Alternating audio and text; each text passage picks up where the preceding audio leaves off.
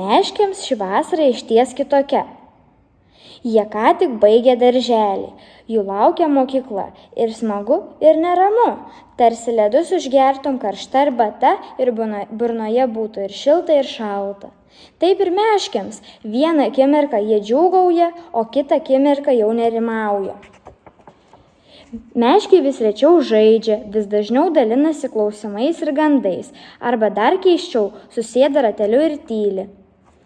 Visi dūsauja, kaip net smilgos linguoja, tarsi žalia jūra banguotų, bet meškiai suka galveles ir šito nepastebi. Vienas per kitą meškiai puola pasakoti, koks nerimas juos susodino ant žolės kilimo ir neleidžia žaisti slėpynių didžioje girioje, braidyti upelyje, nerūpestingai dūkti pievelėje ar klaidžioti lubinų labirinte. O iš tikrųjų jūs meškiai visko bus. Tvirtai galiu pasakyti, mokykla yra vienas geriausių dalykų nutikusių mano gyvenime.